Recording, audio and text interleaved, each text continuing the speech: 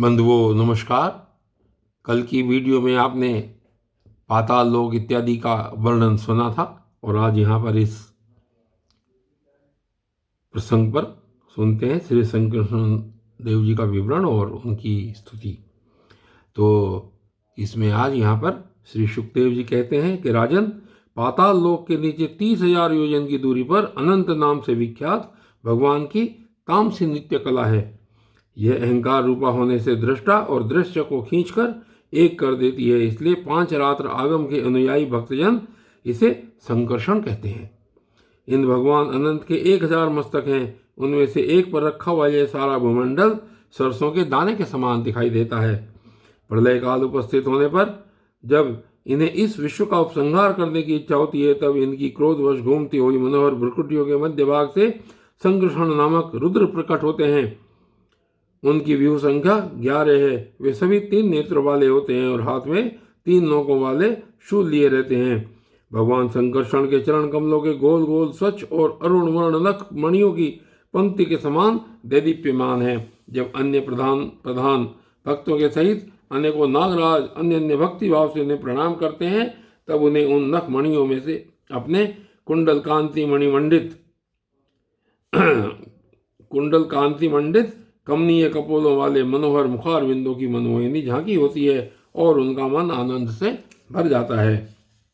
अनेकों नागराजों की कन्याएं विविध कामनाओं से उनके अंग मंडल पर चांदी के खंभों के समान सुशोभित उनकी वलय विलसित लंबी लंबी श्वेत वर्ण सुंदर भुजाओं पर अर्गजा चंदन और कुंकुम पंख का लेप करती हैं। उस समय अंग स्पर्श से मथित हुए उनके हृदय में काम का संचार हो जाता है। तब वे उनके मध्य विफल सकरुण अरुण नयन कमलों से सुशोभित तथा प्रेम मद से मुदित मुखारबिंद की ओर मधुर मनोहर मुस्कान के साथ सलज्ज भाव से निहारने लगती हैं।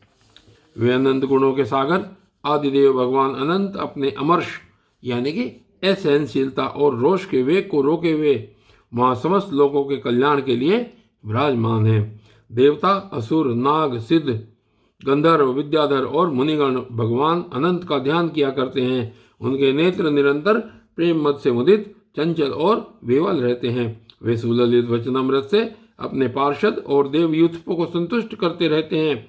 उनके अंग पर नीलांबर और कानों में केवल एक कुंडल जगमगाता रहता है तथा उनका सुभग और सुंदर हाथ हल्की मूठ पर रखा रहता है। वे उदार लीला में भगवान संकर्षण गले में वैजयंती माला धारण किए रहते हैं, जो साक्षात इंद्र के हाथी ऐरावत के गले में पड़ी हुई स्वर्ण की श्रृंखला के समान जान पड़ती है।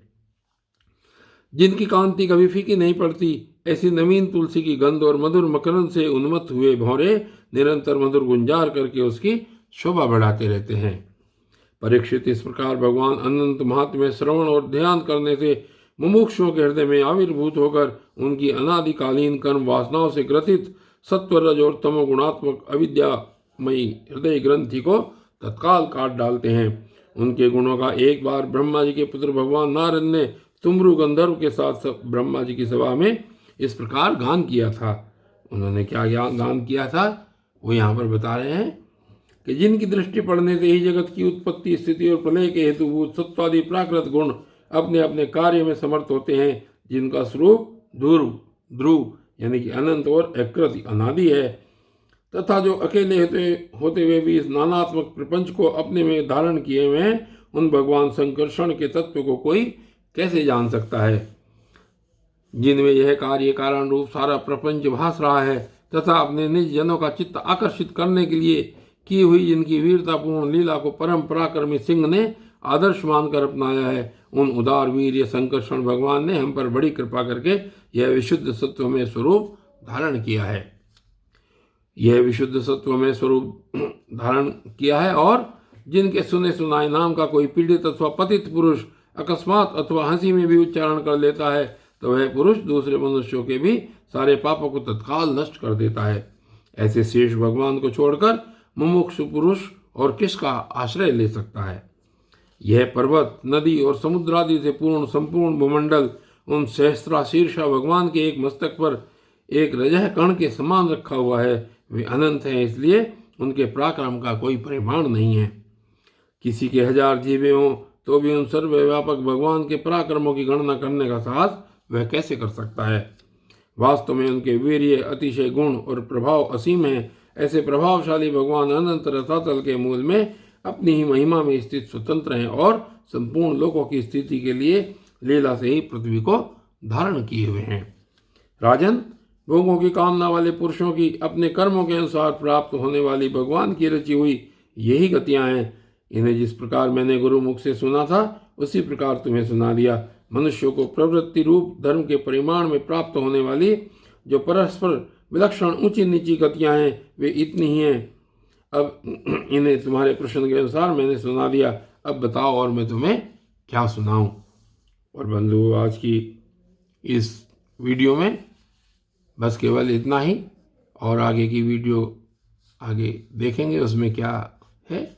तब तक के लिए धन्यवाद।